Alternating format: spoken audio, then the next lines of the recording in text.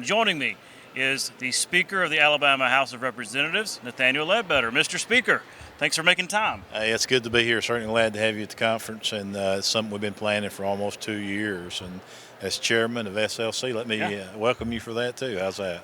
Thank you very much. Well, yeah, I was going to say, not just the Speaker of the House in Alabama, chairman of the SLC. That's why it's in Alabama, That's right? right. So it kind That's of correct. rotates. It does. So we got 15 southern states, and the rotation will be Kentucky next year. I'd been the vice chair, knowing that we knew that we'd had the opportunity to bring it to Alabama. And to be honest with you, that's the reason I've done it, is because I believe that Alabama now is grown to a point to where a new Alabama with the growth we've had in their state. And my thing was bringing people into Alabama. We're not the 50s and the 60s anymore.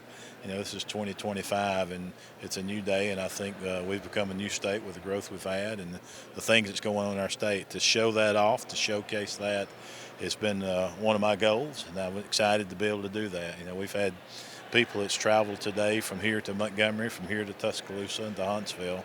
So we're showcasing the whole state. It's not just Birmingham. Of course, certainly Birmingham's been gracious to help us with hosting it, but we're trying to make sure that everybody sees what we're about.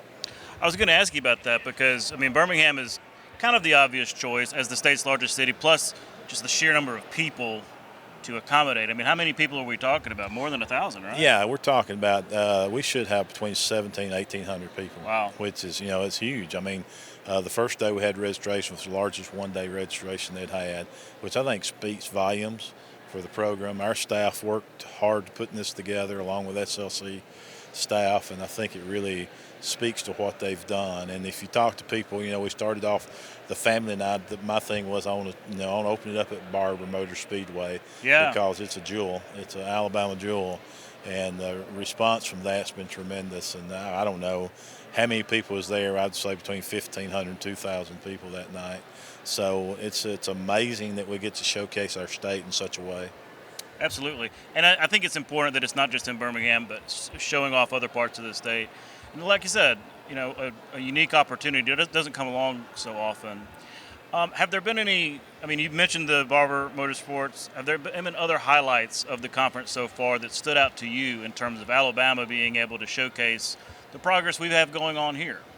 Oh, absolutely. I don't think there's any question about it. We had what we call the world's largest tailgate party last night, right, and shut down downtown Birmingham. I don't know, that may be a rarity, but the city worked with us, and we were able to block it off and had a tailgate party with the boys in the band, which is a tribute band to the group Alabama, which Randy and his group will be here tomorrow night. I was going to say, your personal friend Randy Owens coming, right? He is, and we're excited about that. He's excited. We've been back and forth a little bit about that. I think he's looking forward to it. So I think being able to let people see what we're about. And, I can't tell you how many times I've had people from different states come up and say, man, this is fabulous. Y'all have done a wonderful job. If you go from one hotel to the other, you walk through the atrium and you start out in Huntsville.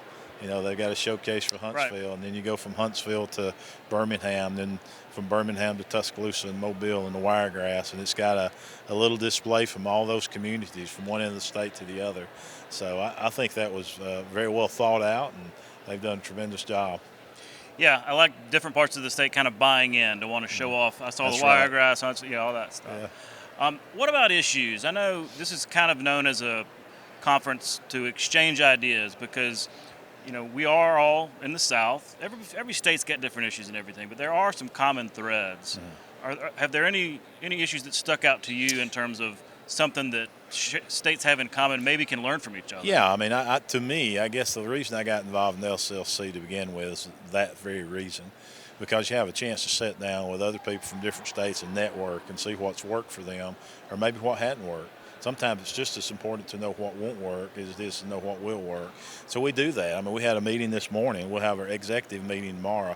We got something like 10 policies that we'll vote on.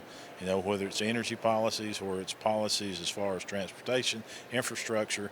Well, I think there's, I don't know the number of committees. We've got 10 or 12 committees that they have sessions all during the conference where they sit down and go over issues that affects them, what's affecting the economy, whether it be agriculture or our ports or whatever, rail. And we've got some people that chair those committees. Danny Crawford chairs Ag for the whole conference. So that's kind of how I got started. I was on transportation and economic development and got moved up to vice chair and then chair. And then they'd asked me to take the role as vice chair for the whole conference, and this year as chairman of SLC. So it's really great. I mean, you got a chance to sit down with people that do the same thing you do in different states. They may not do it the same way. Everybody's policies are different, and constitutionally, it's a lot of difference. So, but it's good to learn those lessons from other people. I certainly think that the greatest form of flattery is probably sometimes is imitating somebody else and what they've done. Absolutely, and there are things that we can learn from other states and things that states can learn from Alabama, which is, I think, the whole point of everything. Right.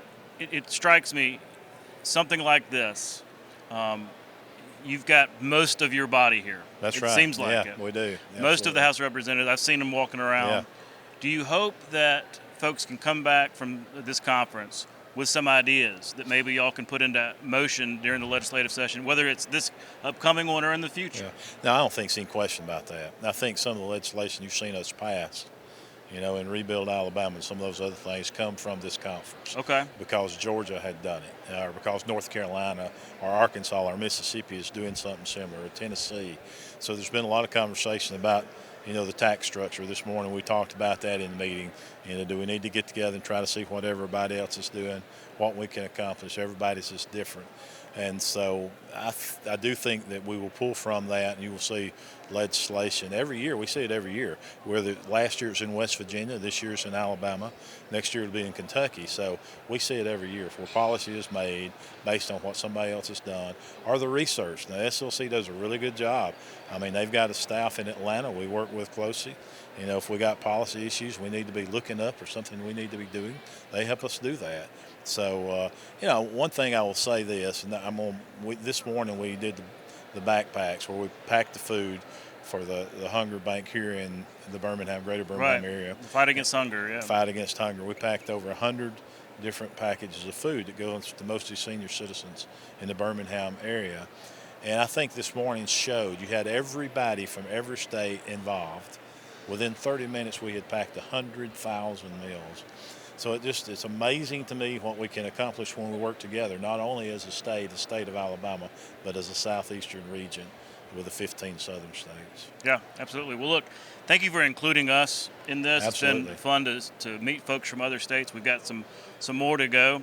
And congratulations. It's not easy to pull something like this off. I know you and your staff have worked very hard on all this. Hoping to talk to some of them later, actually. But enjoy it. And again, thanks for letting us be a part of it. Hey, we appreciate you guys being here and showcasing our state. I think this is wonderful. Absolutely. Mr. Speaker, thanks for your time. Absolutely. Thank you. We'll be right back.